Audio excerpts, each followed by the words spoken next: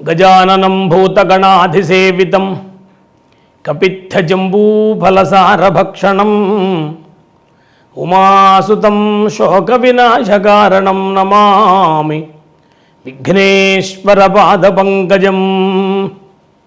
శరణం కరవాణి శర్మదం తే చరణం వాణి చరాచరోపజీవ్యం. కరుణామసృణైః కటాక్షపాతైః కురు మామంబ కృతార్థసార్థవాహం. వందే గురుపదద్వంద్వం అవాంగ్మానసగోచరం రక్తశుక్లప్రభామిశ్రమతర్క్యం త్రైపురం మహా. నమః సవిత్రే జగదేకచక్షుషే జగత్ప్రసూతిస్థితినాశహేతవే త్రయీమయాయ త్రిగుణాత్మధారిణే విరించి నారాయణ శంకరాత్మనే. సప్తాశ్వరథమారూఢం ప్రచండం కశ్యపాత్మజం శ్వేతపద్మధరం దేవం తం సూర్యం ప్రణమామ్యహం. నమః సవిత్రే.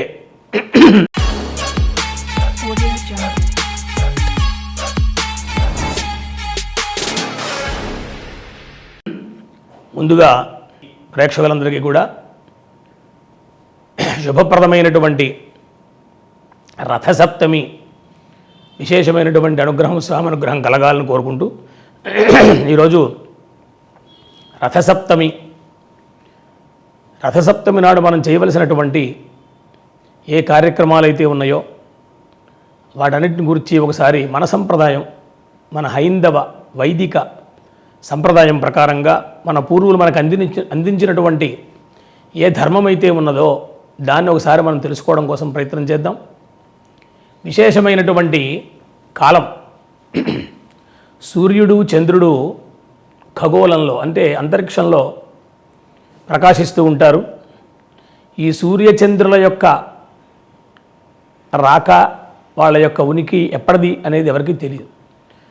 ఈ అనంతమైనటువంటి కాలంలో సూర్యచంద్రులు ఎప్పటి నుంచి ఉన్నారు అనేది కూడా మనం చెప్పలేం. ఈ పృథివీ భూమండలం ఎప్పుడు పుట్టింది అనేది మనం చెప్పలేని పరిస్థితి. ఎన్నిసార్లు ఇది మళ్ళీ అంతర్హితమైపోతూ మళ్ళీ ఉద్భవిస్తూ ఉంది. ఇవన్నీ కూడా మనకి ఖగోళ శాస్త్రం, అలాగనే భూగోళం, భూమి సంబంధమైనటువంటి శాస్త్రం చెబుతూ ఉంటాయి. సూర్యభగవానుడు మనకి ప్రత్యక్ష సాక్షిభూతంగా చెప్తారు.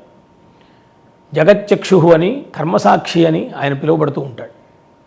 మనం ఏ పని చేసినా కూడా నిరంతరం కూడా దాన్ని పర్యవేక్షిస్తూ చూస్తూ ఉండేవారు ఎవరయ్యా అంటే సూర్యచంద్రుడు. ఆ ఇద్దరూ లేనటువంటి కాలం ఎప్పుడూ ఉండదు. కాబట్టి సూర్యుడు ఉదయిస్తాడు, సాయంత్రం దాకా ప్రకాశిస్తాడు. ఈయన అస్తమిస్తాడు, చంద్రోదయం అవుతుంది. చంద్రుడు ప్రకాశిస్తాడు, చంద్ర అస్తమయం అవుతుంది, మళ్ళీ సూర్యోదయం అవుతుంది. ఇట్లా ఆ సూర్యచంద్రుల యొక్క రాక ఏదైతే ఉన్నదో అదే మనందరినీ కూడా బ్రతికిస్తోంది, ప్రాణులను అని చెప్తారు. అలాంటి సూర్యభగవానుడు ఉద్భవించినటువంటి కాలమే రథసప్తమి అని మనం చేసుకుంటూ ఉన్నాం.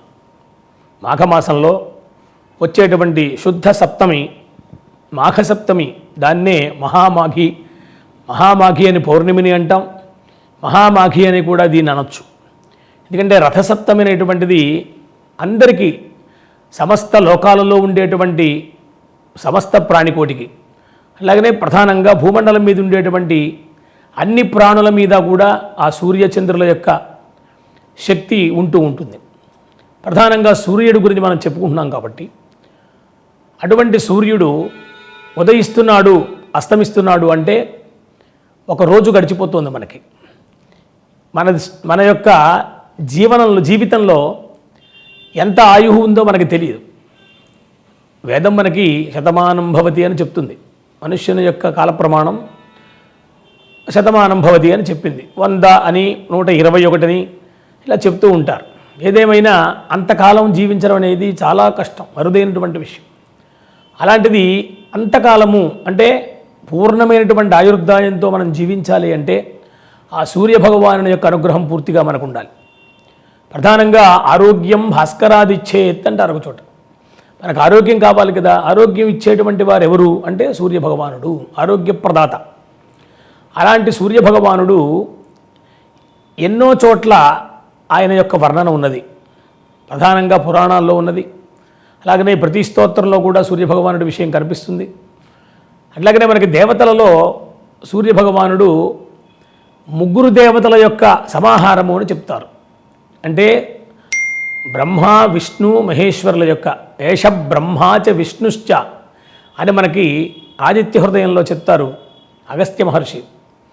అంటే ఆయనే రుద్రుడు, ఆయనే విష్ణువు, ఆయనే బ్రహ్మ అని చెప్పడంలో అంతర్యమేమి అంటే, ఉదయిస్తున్నాడు అంటే సూర్యుడు ప్రాణుల యొక్క ప్రాణశక్తిని మూటగట్టుకుని వస్తున్నాడు. యోసౌ తపన్నుదేతి సర్వేషాం భూతానాం ప్రాణానాదాయోదేతి మామే ప్రజాయామా పశూనాం అంటారు. అలాగనే అసౌయోస్తమేతి సర్వేషాం భూతానాం ప్రాణానాదాయాస్తమేతి అని కూడా చెప్తారు. సూర్యుడు ఉదయిస్తున్నాడు అస్తమిస్తున్నాడు అని విషయం చెప్తూ, ఉదయించినప్పుడేమో ప్రాణుల యొక్క ప్రాణశక్తిని మూటగట్టుకుని వస్తున్నాడు, ప్రాణాన్ ఆదాయ ఉదేతి అన్నారు. అంటే ప్రాణుల యొక్క ప్రాణశక్తిని పట్టుకుని వస్తున్నాడు. అలాగనే అస్తమించేటప్పుడు మళ్ళీ ప్రాణుల యొక్క ప్రాణశక్తిని తీసుకుపోతున్నాడు అన్నారు. అంటే ఉదయం నుంచి సాయంత్రం అయ్యేటప్పటికీ గడిచిపోయింది ఒక రోజు, మళ్ళీ రాత్రి తెల్లారేటప్పటికీ రెండు కలిపి ఒక రోజు కదా. అంటే మనలో ఒక రోజు గడిచిపోయింది జీవితంలో. ఇట్లా మనకి తిరిగిపోతూ ఉంటే ఏమైందండి, ఏళ్ళు గడిచిపోతున్నాయి, ఎలా అలా అలా జీవితం గడిచిపోతాం. అంటే ఉదయం పూట ఆయన వచ్చినప్పుడు ప్రాణశక్తితో వచ్చినప్పుడేమో ప్రాణులన్నీ కూడా చక్కగా వికసిస్తున్నాయి ప్రాణాలతోటి. సాయంత్రం మళ్ళీ వెళ్ళేటప్పుడు ప్రాణశక్తితో పట్టుకుపోతున్నాడు ఆయన అన్నప్పుడు వీళ్ళలో ఆయుర్దాయం తగ్గిపోతుంది అని చెప్పాడు. అంటే సూర్యుని యొక్క రాక వల్ల ఉదయం పూట ఆయుర్దాయం పెరుగుతోంది, సాయంత్రం అయ్యేటప్పటికి ఆయుర్దాయం తగ్గిపోతుంది మనకి, జీవులకు, మనుష్యులకే కాదు అందరికీ కూడా. కాబట్టి ఇప్పుడు ప్రాణశక్తినిచ్చేవారు ఎవరు అంటే సూర్యభగవానుడే.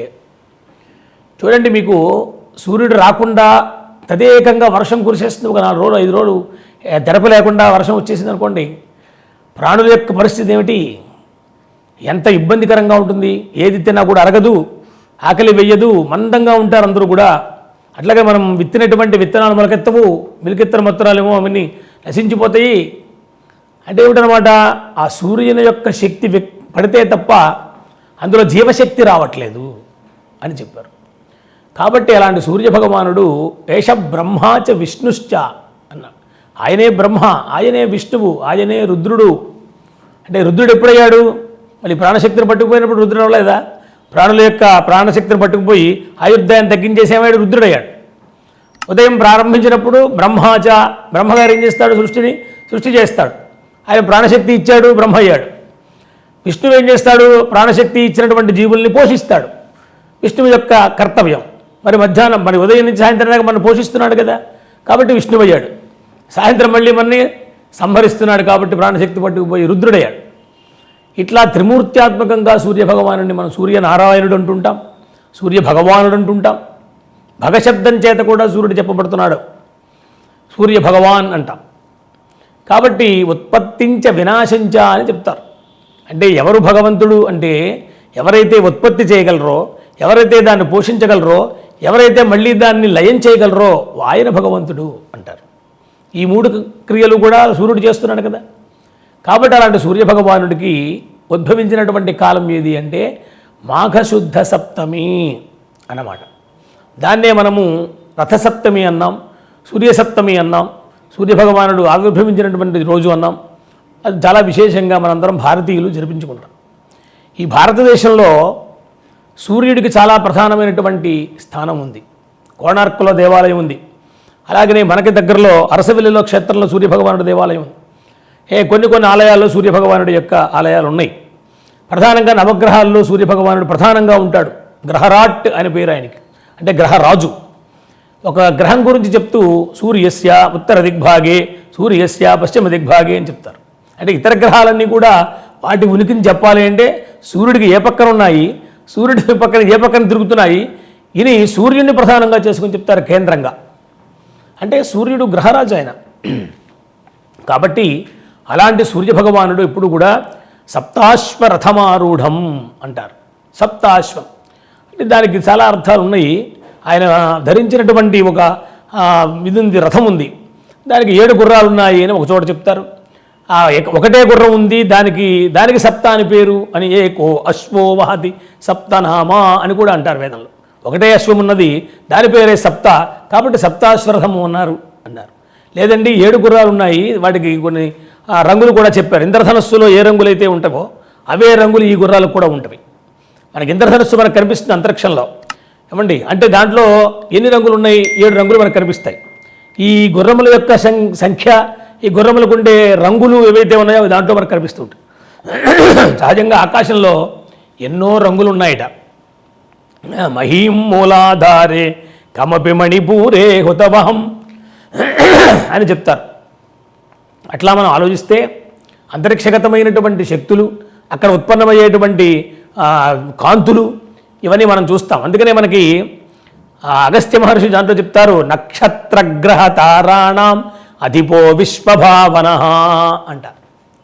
సూర్యభగవానుడు ఎంత గొప్పవాడు అంటే ఆయన ఉపాసనం చేస్తే మనకు ఆరోగ్యం రావడమే కాదు, జయం కూడా వస్తుంది. జయాయ జయభద్రాయ అంటారు. దాంట్లో రామచంద్రమూర్తి రావణాసురుడితో యుద్ధం చేయడానికి ప్రారంభించి మధ్యలో కొంత అవాంతరం వచ్చి కొంచెం అలాగా నిర్లిప్తంగా ఉన్నారట. అంటే చింతాక్రాంత అంటారు. దాంట్లో చింతయే సమరే చింతయిష్యసి అంట. ఆ సమరం చేసేటప్పుడు యుద్ధంలో చింత కలిగింది ఆయన రాముడికి. వెంటనే అక్కడికి అగస్త్య మహర్షి ప్రత్యక్షమయ్యారు. అగస్త్య మహర్షి అంటే ఎవరు? ఆయన శివుని యొక్క స్వరూపం. హయగ్రీవ అగస్త్య సంవాదం అని చెప్పుకుంటాం కదా. కాబట్టి అగస్త్య మహర్షి శివుని యొక్క స్వరూపం. ఆ శివుడు యొక్క స్వరూపమైనటువంటి అగస్త్య మహర్షి వచ్చి రామ రామ మహాబాహు అంటూ రాముడిని తట్టుతారు. వచ్చి తట్టి, అంటే ఎవరు మనని తట్టారు అంటే ఎవరండి? ఒక తల్లికి ఉన్నది, తండ్రికి ఉన్నది, గురువుకు ఉన్నది. ఎవరికి తట్టేటువంటి అధికారం కానీ ఆ తట్టుటలో ఉండేటువంటి జాగృతి కానీ ఎవరికీ లేదు. ఒక గురువు వచ్చి మనని ముట్టుకుని మనని ఆ నిద్ర నుంచి, గాఢ నిద్ర నుంచి లేపుతాడు. జ్ఞానాన్ని ఉపదేశం చేయడం కోసం వస్తాడు. లేదు మనకు ఒక పెద్ద ఉపకారం చేయడానికి వస్తాడు. ఒక తండ్రి వస్తాడు, తల్లి వస్తుంది, గురువు వస్తాడు. బాగా ఉంటే మంచి స్నేహితుడు కూడా వస్తాడు. ఏమండి, కాబట్టి అలాగ గురువైనటువంటి విశ్వగురువు ఆయన మహానుభావుడు, మామూలు వాడు కాదు ఆ అగస్త్య మహర్షి. అగస్త్యుడు ఇంతున్నాడు.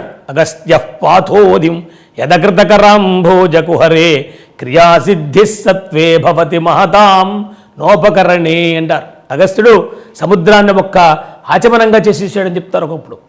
అంటే మొత్తం సముద్రంలో ఉండే నీరంతని కూడా తన కమండలం ద్వారా ఇక్కడ తీసుకుని ఆయన స్వీకరణ చేసేట ఆచమనం కింద. అంటే ఎంతటి వాడండి అగస్త్యుడు. అటువంటి కుంభసంభవుడని కూడా అంటారు ఆయన. అగస్త్య పాథోధిం అంట. కాబట్టి ఘటో జన్మస్థానం మృగపరిజనో భూర్జవసన వనే వాస కందాదికమశనమేవం విధగుణ అగస్త్య పాథోధిం యదకృతకరాంభోజకుహరే క్రియాసిద్ధి సత్వే భవతి మహతాం నోపకరణే అంటారు. అద్భుతం అన్నమాట.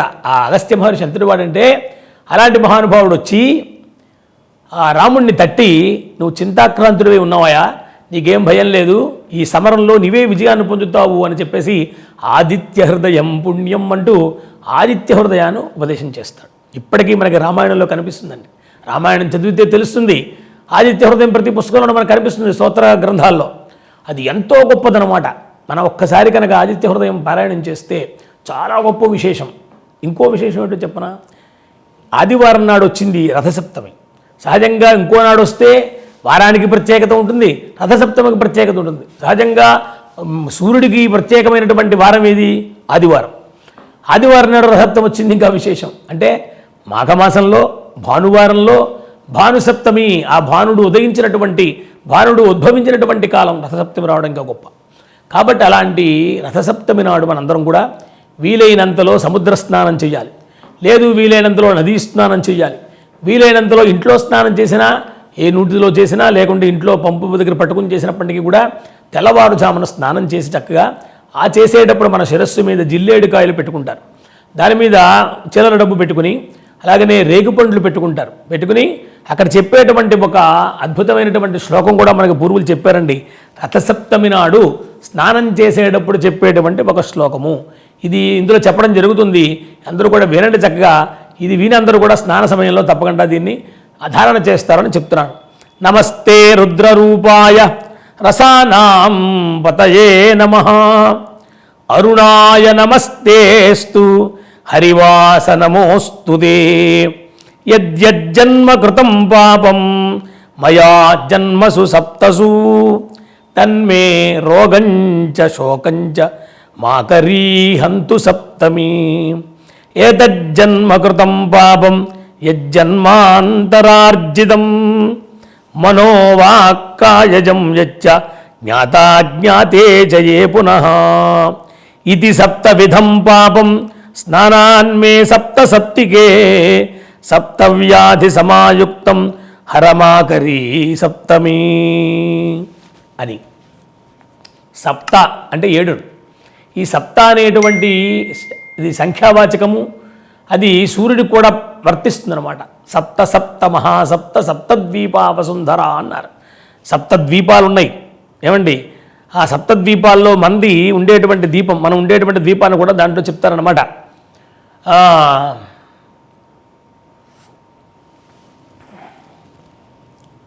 ఆ సప్తద్వీపాలకి కూడా ఆయన అధిపతిగా ఉంటాడు అన్నారు. ఎక్కడో ప్రకాశిస్తున్నాడు, ఉదయిస్తున్నాడు సూర్యభగవానుడు. అక్కడి నుంచి మొత్తం భూమండలానందరికీ కూడా ఒకేసారి తన కాంతిని వెదజల్లుతున్నాడు.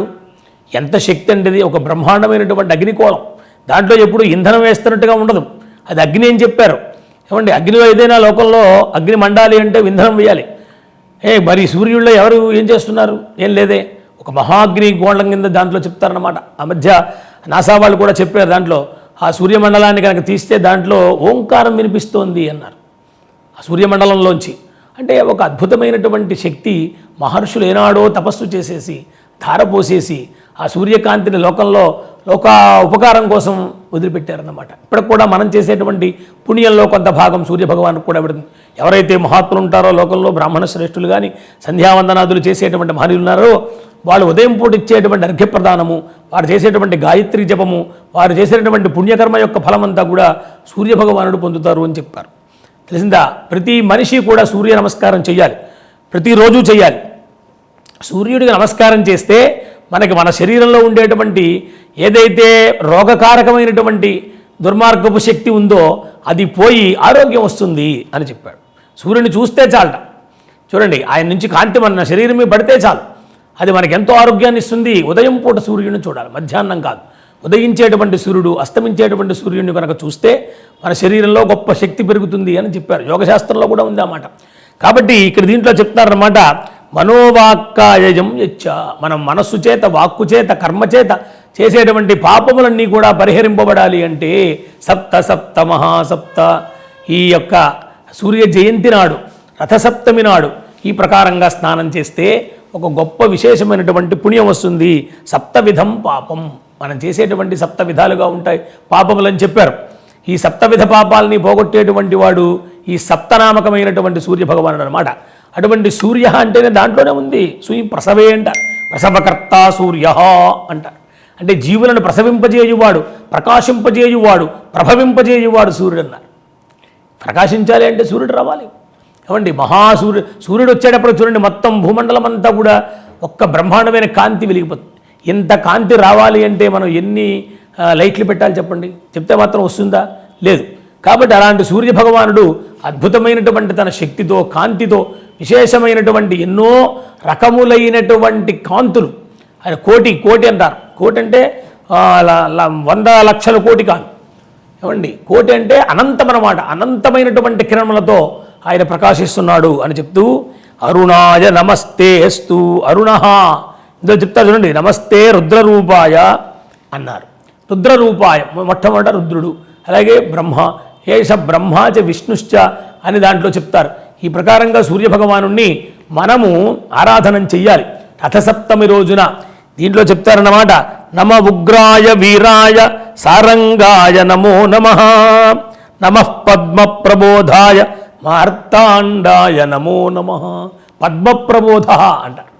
ఇక్కడ పద్మములను వికసింపచేయువాడు పద్మబంధు అంటారు సూర్యుడిని. పద్మములు వికసించాలి అంటే సూర్యుడు ఉదయించాలి. మన మనస్సులో ఉండేటువంటి మనఃపద్మం వికసించాలి అంటే, బుద్ధిలో ఉండేటువంటి ఆ బుద్ధిలో ఉండే పుష్పం వికసించాలంటే, బుద్ధి వికసించాలన్నా కూడా సూర్యుడు ఉండాలి. ఏమండి, మనం జ్యోతి వెలిగిస్తాం, దీపం వెలిగిస్తే అక్కడ ఉండే చీకటంతా పోయి ఎలాగంటే కాంతి వస్తుందో ఏమండి ఆయన అందుకనే నక్షత్రగ్రహ తారాణామధిపో విశ్వభావన అన్న. నక్షత్రములకు గ్రహములకు వీటన్నిటికీ కూడా ఆయనే ప్రభు. నక్షత్ర మండలం ఉంది, సూర్యమండలం ఉంది, చంద్రమండలం ఉంది, గ్రహమండలం ఉంది. ఇలా ఎన్నున్నాయి అంతరిక్షంలో. ఒకదానికొకటి కోటాను కోట్ల యోజనాల యొక్క వైశాల్యం ఉంటుంది, కోటాను కోట్ల దూరం కూడా ఉంటుందని చెప్పారు. ఇక్కడ సూర్యుడు మనకు అలా కనిపిస్తున్నాడు. ఎంత పెద్ద గ్రహం అది, ఒక పెద్ద గ్రహం. సూర్యచంద్రులు కూడా పెద్ద గ్రహాలు ఏమండి. అవి అంత ఎత్తుగా ఉండి ఎలా ఆకర్షింపబడి ఉంటున్నాయి. ఇప్పుడు ఏదైనా ఒక వస్తువు అక్కడ ఉండాలంటే పైన ఆధారం ఉండాలి కదా. మరి ఏ ఆధారంతో ఉంటున్నాయండి అవి సూర్యచంద్రులు, నక్షత్రాలు, గ్రహాలు ఇవన్నీ కూడా. అంటే అదే గొప్ప విషయం, సృష్టి యొక్క రహస్యం. ఈ మొత్తం భూమండలం అంతా కూడా ఒక గోళం కింద చెప్తే అన్నిటినీ కూడా రక్షించి పరిరక్షించి వాటి యొక్క పనిని చేయించేవాడు సర్వేశ్వరుడైనటువంటి పరమాత్మ. ఆయన యొక్క దృష్టి చేత అవన్నీ కూడా నడుస్తూ ఉంటాయన్నమాట. భీషాస్మాద్ వాతః పవతే భీషోదేతి సూర్య భీషాస్మాదగ్నిశ్చేంద్రశ్చ అంటారు వేదంలో. ఏమండి ఒక విశేషమైనటువంటి శక్తికి అంటే భగవంతుడికి భయపడి ఒక సృష్టి ధర్మం అంటాం దాన్నే. అలా వాళ్ళు తిరుగుతూనే ఉంటారు పాపం అవిశ్రాంతంగా. ఇప్పుడు సూర్యుడు మనకి తూర్పును ఉదయిస్తాడు, అస్తమించే పశ్చిమానికి అస్తమిస్తాడు. మరి ఇలా అస్తమించిన వాడు మళ్ళీ రేపొద్దున అక్కడ రావాలి కదా, అక్కడ రావట్లేదు, మళ్ళీ తూర్పుగా వస్తున్నాడు. సూర్య భగవానుడు తూర్పును ఉదయించడం అనేది ఎంత సత్యమో లోకంలో భగవంతుడు ఉన్నాడు అనేటువంటి అంతే సత్యం. ఆయన ఎప్పుడు పశ్చిమానికి ఉదయించడు, ఏమంటే తూర్పున అస్తమించడు. తూర్పున ఉదయమే, పశ్చిమాన అస్తమయమే. మళ్ళీ తెల్లవారేటప్పటికి మళ్ళీ తూర్పుని ఉదయిస్తున్నాడే అంటే ఆయన మనకి కనబట్టలేదు రాత్రిపూట తప్ప, ఆయన సంచారం మళ్ళీ క్రింద నుంచి మళ్ళీ అక్కడికి వచ్చేస్తుంది. అందుకనే మనకి ఇతర దేశాల్లో మనకి రాత్రి అయినప్పుడు అక్కడ పొగలండి, అక్కడ పొగలైనప్పుడు ఇక్కడ రాత్రి అండి మేము లెక్క చెప్తుంటాం. అంటే ఆయన యొక్క ప్రకాశము ఎప్పుడూ ఉంది మొత్తం సృష్టిలో. కాబట్టి అటువంటి సూర్య భగవానుడు ఒక్కడు ఉదయిస్తే చాలు సమస్త విశ్వం అంతా కూడా అద్భుతమైనటువంటి కాంతితోటి ప్రకాశిస్తుంది. మన యొక్క మనస్సులు వికసిస్తాయి, మనలో ఉండేటువంటి రోగాలు నశిస్తాయి, మనకుండేటువంటి అనేక బాధలు కూడా తొలగిపోతాయి అని చెప్తూ ఓ చోటంటారు, ఆదిత్య సవిత సూర్య ఖగః పూషా గభస్తిమాన్ సువర్ణ సదృశోభాను స్వర్ణరేతా దివాకర. దివాకర అని పేరు. దివాకర దివం అంటే రాత్రిని పోగొట్టి చీకటిని ఉదయాన్ని ఇచ్చేటువంటి వాడు దివాకర అని చెప్పారు. అంటే ఉదయాన్ని నుంచి రాత్రి దాకా ఉండేటువంటి భాగం ఏదైతే ఉన్నదో రోజులో దాన్ని ప్రకాశింపచేయువాడు అని చెప్పారు. ఏమండి నిశాకర దినకర అంటారు. నిశాకర అంటే చంద్రుడు, దినకర అంటే సూర్యుడు. నిశాకరుడు అంటే చంద్రుడు ఎందుకైంది? ఉదయం రాత్రి నుంచి పొద్దున దాకా ఉండేటువంటి ఆ యొక్క కాలాన్ని ప్రకాశింపజేసేవాడు, లేక దాన్ని తన ఏలుబడిలో నడిపించేవాడు. కాబట్టి నిశాకరుడు అయ్యాడు ఆయన. రాత్రిని కలిగిస్తాడు ఆయన. చంద్రుడు రాత్రి ఉంటున్నాడు కదా, ఒక్క చంద్రుడు ఉదయిస్తే మొత్తం అంతా కూడా పండు వెన్నెల అంటాం మనం. చంద్రకిరణం నుంచి వచ్చేటువంటి శక్తి ప్రాణులకి జీవశక్తిని ఇస్తుంది. సూర్యచంద్రుల యొక్క శక్తి, నక్షత్రముల యొక్క శక్తి ఇవన్నీ కూడా జీవుల మీద ఉంటాయి, గ్రహముల యొక్క శక్తి అంతా కూడా అని చెప్పారు. అలాంటి గ్రహాధిపతి అయినటువంటి సూర్యభగవానుడు ఉదయించినటువంటి కాలం అన్నమాట. ఆయన ఆదిత్య హృదయం పుణ్యం. ఏమీ అక్కర్లేదయ్యా లోకంలో, మీరందరూ కూడా ఆదిత్య హృదయాన్ని పారాయణ చేయండి అన్నారు ఈ రోజున. ఎందుకంటే ఆదిత్య హృదయం కనుక చదివితే వేదంలో చెప్పబడినటువంటి సూర్యమంత్రాలు ఉన్నాయండి. సూర్యోపాసన అంటాం.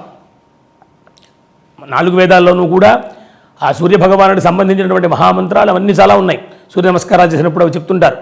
వాటన్నిటి యొక్క శక్తిని, వాటిలో ఉండేటువంటి మంత్ర విషయాన్నంతని కూడా బీజమంత్రములుగా ఆదిత్య హృదయంలో అగస్త్య మహర్షి రామచంద్ర భగవానుడికి ఉపదేశం చేశారు. అది గొప్ప విషయం. కాబట్టి సర్వులు పారాయణ చేయవచ్చు. దీనికేమి వర్ణ జాతి లింగభేదం ఏం లేదు. అందరూ ఆదిత్య హృదయం పారాయణం చేయాలి. ఆదిత్య హృదయం రామాయణంలోంచి వచ్చింది. అగస్త్య మహర్షి చెప్తారు రామచంద్ర భగవానుడికి.